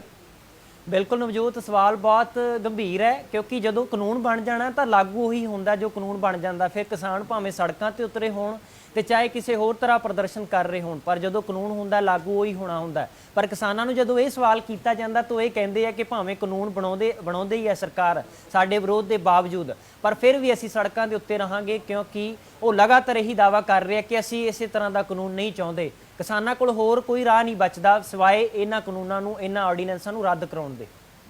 ਜੀ, ਬਹੁਤ-ਬਹੁਤ ਸ਼ੁਕਰੀਆ ਸੰਦੀਪ ਅਹਿਮ ਜਾਣਕਾਰੀ ਦੇਣ ਦੇ ਲਈ। ਅਸੀਂ ਕੋਸ਼ਿਸ਼ ਕੀਤੀ ਹੈ ਕਿ ਤੁਹਾਨੂੰ ਸਾਰੀ ਜਾਣਕਾਰੀ ਇਹਨਾਂ ਆਰਡੀਨੈਂਸਾਂ ਦੇ ਬਾਰੇ ਜਿਹੜੀ ਦੇ ਸਕੀਏ ਕਿ ਆਖਿਰ ਕਿਸਾਨਾਂ ਦੇ ਵੱਲੋਂ ਕਿਉਂ ਵਿਰੋਧ ਕੀਤਾ ਜਾ ਰਿਹਾ, ਸਿਆਸੀ ਪਾਰਟੀਆਂ ਦਾ ਕੀ ਇਸ ਦੇ ਉੱਤੇ ਸਟੈਂਡ ਹੈ। ਇਸ ਤੋਂ ਇਲਾਵਾ ਜੇਕਰ ਇਹ ਕਾਨੂੰਨ ਬਣ ਜਾਂਦਾ ਤਾਂ ਉਸ ਤੋਂ ਬਾਅਦ ਕਿਸਾਨਾਂ ਦੇ ਕੋਲ ਕੀ ਰਾਹ ਬਚਦਾ ਹੈ, ਕਿਉਂਕਿ ਜੇਕਰ ਕਾਨੂੰਨ ਬਣ ਜਾਂਦਾ ਤਾਂ ਉਸ ਤੋਂ ਬਾਅਦ ਕਿਸਾਨ ਕਿਸੇ ਵੀ ਤਰੀਕੇ ਨਾਲ ਇਹਨਾਂ ਦਾ ਵਿਰੋਧ ਨਹੀਂ ਕਰ ਸਕਦੇ। ਹਾਲਾਂਕਿ ਜੋ ਇੱਕ ਬਿੱਲ ਸੰਸਦ ਦੇ ਵਿੱਚ ਕੱਲ ਪਾਸ ਹੋਇਆ ਜ਼ਰੂਰੀ ਵਸਤਾਂ ਨੂੰ ਲੈ ਕੇ, ਉਸ ਨੂੰ ਚੁਣੌਤੀ ਦੇਣ ਦੀ ਗੱਲ ਵੀ ਕੈਪਟਨ ਅਮਰਿੰਦਰ ਸਿੰਘ ਦੇ ਵੱਲੋਂ ਕਹੀ ਗਈ ਹੈ ਕਿ ਅਦਾਲਤ ਦੇ ਵਿੱਚ ਇਸ ਬਿੱਲ ਨੂੰ ਜਿਹੜੀ ਹੈ ਚੁਣੌਤੀ ਵੀ ਦਿੱਤੀ ਜਾਵੇਗੀ। ਪਰ ਆਉਣ ਵਾਲੇ ਦਿਨਾਂ ਦੇ ਵਿੱਚ ਜਾਂ ਆਉਣ ਵਾਲੇ ਸਮੇਂ ਦੇ ਵਿੱਚ ਆਖਿਰ ਕੀ ਹੋਵੇਗਾ ਇਹ ਅੱਜ ਤੋਂ ਬਾਅਦ ਹੀ ਸਪਸ਼ਟ ਹੋ ਸਕੇਗਾ। ਅੱਜ ਜਦੋਂ ਸੰਸਦ ਦੇ ਵਿੱਚ 2 ਬਿੱਲ ਪੇਸ਼ ਕੀਤੇ ਜਾਣਗੇ ਤੇ ਉਸ ਤੋਂ ਬਾਅਦ ਸੰਸਦਾਂ ਦੇ ਵੱਲੋਂ VOTING ਕੀਤੀ ਜਾਵੇਗੀ ਤਾਂ ਹੀ ਪਤਾ ਲੱਗ ਸਕੇਗਾ ਕਿ ਆਉਣ ਵਾਲੇ ਦਿਨਾਂ ਦੇ ਵਿੱਚ ਪੰਜਾਬ, ਹਰਿਆਣਾ ਅਤੇ ਉੱਤਰ ਪ੍ਰਦੇਸ਼ ਦੇ ਜਿਹੜੇ ਕਿਸਾਨ ਨੇ ਉਹ ਸੁਖਾਵਾਂ ਸਾਹ ਲੈ ਸਕਣਗੇ ਜਾਂ ਨਹੀਂ। ਹੁਣ ਤੁਹਾਨੂੰ ਸੁਣਾਉਂਦੇ ਹਾਂ ਭਗਵੰਤ ਮਾਨ ਅਤੇ ਸੁਖਵੀਰ ਬਾਦਲ ਦੇ ਵਿੱਚ ਆਖਿਰ ਕੀ ਤਕਰਾਰ ਚੱਲ ਰਹੀ ਹੈ, ਕਿਉਂਕਿ ਕੱਲ ਜਦੋਂ संसद का सेशन खत्म होया आज 3 ऑर्डिनेंस जो सेंटर की सरकार लेके आई थी उनमें से एक ऑर्डिनेंस जो एसेंशियल कमोडिटी एक्ट है उस पर बहस हुई थी। मैंने क्लियर कट बोला कि ये तीनों ऑर्डिनेंस है, ये आप बोल रहे हैं किसान पक्षी हैं, पर आपने किसानों को तो पूछा नहीं। जो किसानों की इश्यूज़ हैं, जो किसानों की इसमें शंकाएँ हैं, वो तो आपने पूछा नहीं है। जो किसान आपकी पार्टी एक एनडीए में है, जो श्रोमणी अकाली दल जो किसानों की पार्टी है, तो एनडीए किसानों को नहीं, श्रोमणी अकाली दल को भी नहीं पूछा। और हमारे मिनिस्टर ने वहाँ कैबिनेट में भी बोल दिया था कि ये शंके हमारे किसान के हैं, इसलिए ये जो जब तक ये शंके दूर नहीं होते, जो इश्यूज दूर नहीं होते, श्रोमणी अकाली दल इसके साथ वोट नहीं कर सकता। और हमने स्पष्ट किया और हमने बोला कि ये जो पंजाब के किसान जो चाहते हैं वो उनको जरूर उनसे मिलना चाहिए। और मैंने हिस्ट्री बताई कि श्रोमणी अकाली दल की कि हम किसान हैं, हम सारे किसान हैं, हम किसान की हर बात जानते हैं, पर क्योंकि उन्होंने एक्ट पास कर दिया तो हमने उनके खिलाफ वोट दी। पर मैं हैरानी की बात है कि जो कांग्रेस पार्टी है और जो आम आदमी पार्टी का भगवंत मान है, जब वोटिंग का टाइम आया कोई नहीं था। वो वहाँ तो बोल रहे थे हम अपोज करेंगे, उन्होंने वोट इस ऑर्डिनेंस के खिलाफ नहीं दी, वो सब वॉकआउट कर गए। और ये पंजाब में उनको बताना चाहिए कि पंजाब के लोगों को इतनी उनका पेशेंस नहीं है, इतनी हिम्मत नहीं है कि वहाँ तक एक 15-20 मिनट और वेट करें बगैर वोटिंग किए, बगैर इनके खिलाफ वोटिंग किए।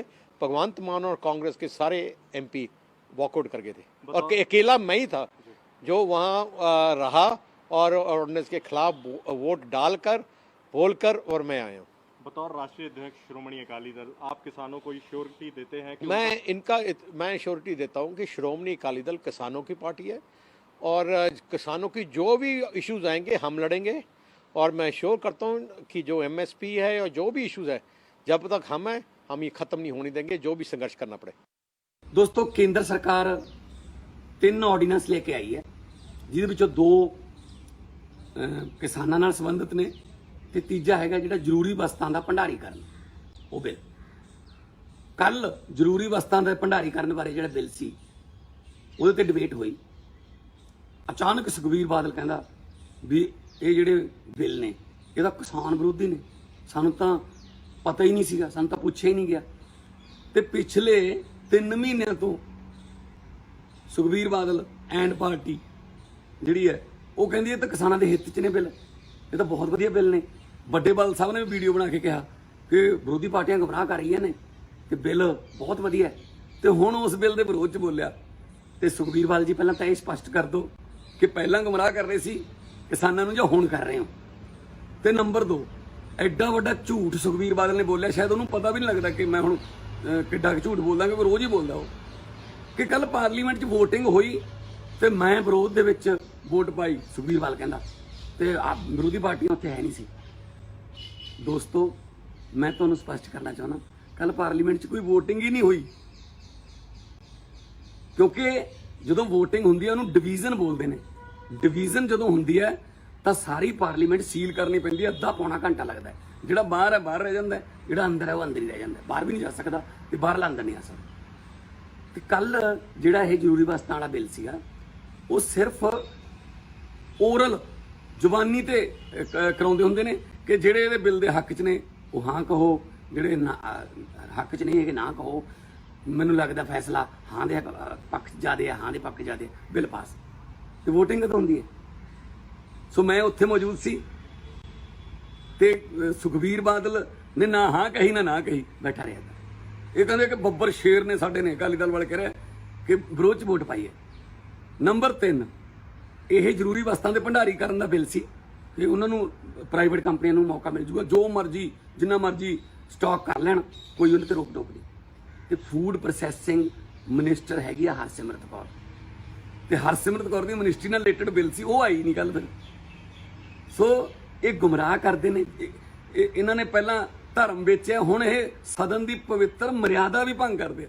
ਪਾਰਲੀਮੈਂਟ 'ਚ ਕੁਝ ਹੋਰ ਕਹਿੰਦੇ ਆ, ਪਾਰਲੀਮੈਂਟ 'ਚ ਕੀ ਹੋਇਆ ਬਾਹਰ ਆ ਕੇ ਕੁਝ ਹੋਰ ਕਹਿ ਦਿੰਦੇ ਆ। ਸੋ ਇਹਨਾਂ ਤੇ ਯਕੀਨ ਨਾ ਕਰਿਓ। ਖੇਤੀ ਦੇ ਬਿੱਲ ਜਿਹੜੇ ਨੇ ਉਹ ਅੱਜ ਆਉਣੇ ਨੇ। ਅੱਜ ਮੈਂ ਆਮ ਆਦਮੀ ਪਾਰਟੀ ਵੱਲੋਂ ਵਿਰੋਧ ਵੀ ਕਰੂੰਗਾ, ਵੋਟ ਵੀ ਵਿਰੋਧ ਦੇ ਵਿੱਚ ਪਾਉਂਗਾ, ਤੇ ਨਾਲ ਅਕਾਲੀ ਦਲ ਤੇ ਕਾਂਗਰਸ ਦਾ ਚਿਹਰਾ ਵੀ ਨੰਗਾ ਕਰੂੰਗਾ। ਅੱਜ ਇਹਨਾਂ ਨਾਲ ਪਾਰਲੀਮੈਂਟ 'ਚ ਕੀ ਹੁੰਦੀ ਹੈ ਤੁਸੀਂ ਦੇਖਦੇ ਜਾਇਓ। ਰਾਤ 8:30 ਵਜੇ ਤੱਕ ਪਾਰਲੀਮੈਂਟ ਚੱਲੂਗੀ, ਤੇ ਜਦੋਂ ਬਾਹਰ ਆਇਆ ਮੈਂ ਆ ਕੇ ਸਾਰੇ ਖੁਲਾਸੇ ਕਰੂੰਗਾ। ਮੈਂ ਇਹਨਾਂ ਵਾਂਗ ਝੂਠ ਨਹੀਂ ਬੋਲਦਾ ਕਿ ਅੰਦਰ ਕੁਝ ਹੋਰ ਬੋਲਿਆ, ਬਾਹਰ ਕੁਝ ਹੋਰ ਬੋਲਦੇ ਨੇ। ਕੋਈ ਵੋਟਿੰਗ ਨਹੀਂ ਹੋਈ, ਇਹਨਾਂ ਦੀਆਂ ਗੁੰਮਰਾਹਕੁਨ ਗੱਲਾਂ ਦੇ ਵਿੱਚ ਨਾ ਆਇਓ। ਤਾਂ ਕੱਲ ਆਪਣੇ ਬਿਆਨ ਤੋਂ ਬਾਅਦ ਅਕਾਲੀ ਦਲ ਦੇ ਪ੍ਰਧਾਨ ਸੁਖਬੀਰ ਬਾਦਲ ਦੇ ਵੱਲੋਂ ਕਿਸਾਨਾਂ ਦਾ ਵਿਸ਼ਵਾਸ ਖੱਟਣ ਦੀ ਕੋਸ਼ਿਸ਼ ਜਿਹੜੀ ਕੀਤੀ ਗਈ ਕਿ ਇਹ ਕਹਿ ਕੇ ਕਿ ਸੰਸਦ ਦੇ ਵਿੱਚ ਖੇਤੀ ਆਰਡੀਨੈਂਸਾਂ ਦੇ ਖਿਲਾਫ ਮੈਂ VOTING ਕੀਤੀ। ਉਸ ਤੋਂ ਬਾਅਦ ਹੀ ਸੰਗਰੂਰ ਤੋਂ ਸਾਂਸਦ ਭਗਵੰਤ ਮਾਨ ਦੇ ਵੱਲੋਂ ਇਹ ਸਾਫ਼ ਕਰ ਦਿੱਤਾ ਗਿਆ ਕਿ ਕੱਲ ਸੰਸਦ ਦੇ ਵਿੱਚ ਕਿਸੇ ਵੀ ਤਰ੍ਹਾਂ ਦੀ VOTING ਨਹੀਂ ਹੋਈ। ਸਿਰਫ ਜਿਹੜਾ ਕਹਿ ਸਕਦੇ ਕਿ ਜ਼ੁਬਾਨੀ ਤੌਰ ਤੇ ਹੀ ਇਹਨਾਂ ਬਿੱਲ ਦੇ ਖਿਲਾਫ, ਬਿੱਲ ਦੇ ਪੱਖ ਦੇ ਵਿੱਚ ਜਾਂ ਬਿੱਲ ਦੇ ਖਿਲਾਫ ਦੇ ਵਿੱਚ ਵੀ ਜਿਸ ਨੇ VOTING ਕਰਨੀ ਸੀ ਉਹ ਜ਼ੁਬਾਨੀ ਹੀ ਕੀਤੀ ਗਈ ਸੀ, ਤੇ ਜ਼ੁਬਾਨੀ ਹੀ ਜਿੰਨੇ ਵੀ ਸਾਂਸਦ ਉੱਥੇ ਮੌਜੂਦ ਸਨ ਉਹਨਾਂ ਨੇ ਹਾਂ ਜਾਂ ਨਾ ਦੇ ਵਿੱਚ ਕਹਿ ਕੇ ਇਸ ਦੇ ਇਹਨਾਂ ਖੇਤੀ ਬਿੱਲ ਦੇ ਪੱਖ ਦੇ ਵਿੱਚ ਜਾਂ ਇਸ ਦੇ ਖਿਲਾਫ ਜਿਹੜੀ ਆਪਣੀ VOTING ਦਰਜ ਕਰਵਾਈ ਸੀ। ਤਾਂ ਇਸ ਦੇ ਵਿੱਚ ਭਗਵੰਤ ਮਾਨ ਦੇ ਵੱਲੋਂ ਸੁਖਬੀਰ ਬਾਦਲ ਦਾ ਝੂਠ ਹੈ ਜਿਹੜਾ ਉਹ ਆਪਣੇ ਬਿਆਨ ਦੇ ਰਾਹੀਂ ਉਹ ਸਾਬਿਤ ਕੀਤਾ ਗਿਆ। ਅੱਜ ਦੇ ਇਸ ਬੁਲੇਟਿਨ ਦੇ ਵਿੱਚ ਫਿਲਹਾਲ ਇੰਨਾ ਹੀ। ਹੋਰ तमाम ਖਬਰਾਂ ਲਈ ਤੁਸੀਂ ਦੇਖਦੇ ਰਹੋ ਜਗਬਾਣੀ TV। ਧੰਨਵਾਦ।